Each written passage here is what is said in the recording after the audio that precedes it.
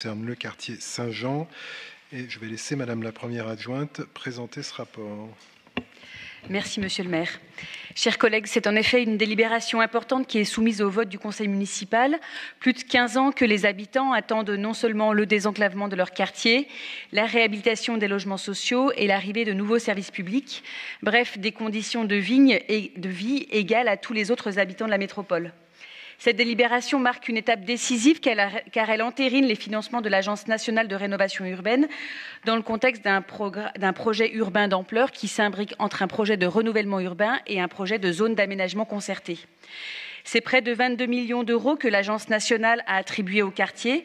En y adjoignant les financements du bailleur social, de la métropole, de la ville et du Citral, c'est entre 100 et 150 millions d'euros qui vont être investis sur 15 ans dans le quartier. De quoi changer durablement les conditions de vie des habitants. Pour résumer, ce sont 5 briques qui composent le projet de Saint-Jean. Premièrement, c'est la rénovation du quartier d'habitat social avec 500 logements. Le bailleur social a désigné sa maîtrise d'œuvre et les premiers travaux devraient commencer en 2025. Il s'agit ici d'enclencher la seconde vie des bâtiments, isolation thermique, raccordement au chauffage urbain, rénovation des réseaux, réfection de certaines pièces de vie et amélioration des aménagements autour des résidences.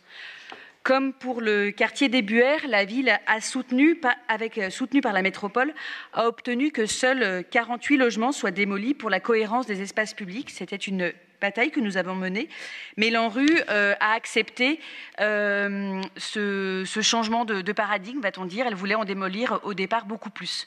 Nous avons tenu parce que non seulement nous savons chaque déménagement non choisi est un traumatisme et que le bilan écologique de ces démolitions est plus que défavorable. La deuxième brique de ce projet, c'est celle de la mobilité. Bien sûr, nous nous félicitons de l'arrivée du tramway T9, mais le projet va également permettre la création d'une dorsale urbaine en nord-sud pour relier plus facilement le pôle multimodal de Laurent-Bonnevet à l'arrêt du T9 au cœur du quartier et plus au nord, le pôle d'entreprise. C'est également l'ensemble des cheminements piétons et cycles qui seront largement améliorés et sécurisés. La troisième brique, c'est celle d'un projet paysager. La rénovation du parc linéaire de la digue, la création d'un parc de 1,5 hectare en cœur de quartier va permettre de créer des espaces publics de qualité, à la fois lieu de rassemblement, mais aussi lieu d'usage sportif, de plein air, mais aussi un lieu d'accès à la nature et à la fraîcheur pour les habitants de Saint-Jean. La quatrième brique, c'est celle d'une l'offre de logements, 1900 logements, des logements locatifs sociaux, des logements locatifs à prix maîtrisé, des logements locatifs à prix libre, des logements en accession à la propriété, en bail réel solidaire. Bref, c'est toute la palette des propositions de logements qui va se déployer pour permettre au plus grand nombre d'habitants soit de rester dans le quartier, soit de s'y installer. La cinquième brique est celle des services publics et des services au public, maisons de santé tant attendues, maisons de services publics, commerce, nouvelle école, gymnase, dojo, salle de musculation. Bref, des équipements à la hauteur des besoins des habitants. Vous le voyez, vous le savez, le projet est ambitieux, il a connu des décalages en raison notamment des travaux nécessaires sur les digues. Vous le savez sûrement, mais le territoire de Saint-Jean était en proie aux crues du Rhône jusque dans les années 50. Le quartier maintenant est bien protégé, a été bien protégé avec un système d'endiguement qui s'étend de Miribel-Jonage à Dessines, à Vaux-en-Velin. Mais en 2021, quand la métropole notamment récupère la compétence de la prévention des risques d'inondation, elle met à jour des fragilités. Elle a donc décidé d'importants travaux entraînant la mise à jour du plan de prévention des risques inondation par les services de l'État, d'où le décalage nécessaire pour bien prévoir le plan de composition urbaine et puis les premières constructions. J'ajouterai une dimension au projet urbain tel qu'il va se dessiner, mais qui est aujourd'hui, on va le reconnaître, absent de la convention ANRU, c'est le projet économique.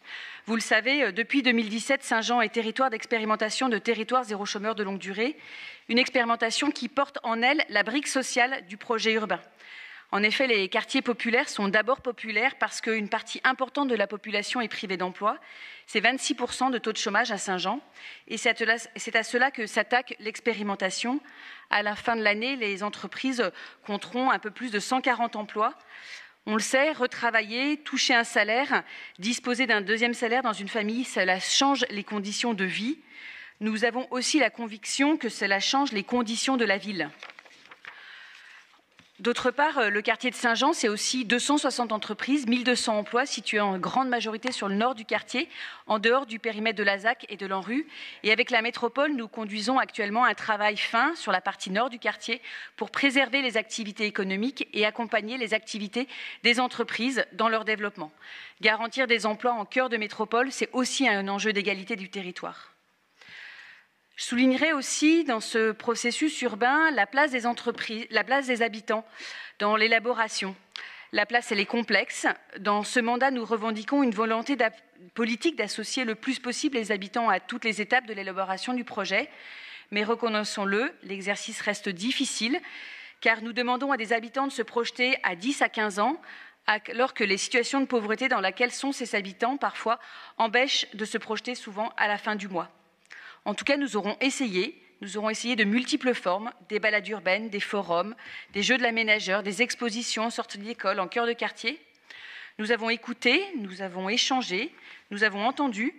Je tiens à souligner l'engagement des équipes de la métropole, de la ville, du bailleur social et celle des équipes de l'architecte en chef qui ont travaillé à toutes ces nouvelles formes de participation, sans édulcorer toutefois des formes de conflictualité politique qui sont inhérentes à ce type de projet. En tout cas, nous espérons que ce travail permettra un projet urbain plus ajusté aux besoins des habitants. Pour terminer, ces projets d'investissement sont nécessaires, mais ils vont prendre du temps, peut-être trop de temps, et ils ne doivent pas masquer les besoins du quotidien autour de l'école, de la santé, de l'emploi, de l'éducation populaire. C'est tout le sens des financements de la politique de la ville qui viennent en complément des financements de droit commun. Ils sont bien trop faibles, nous le savons tous, pour que l'égalité soit réelle. Je répondrai bien sûr aux questions de mes collègues.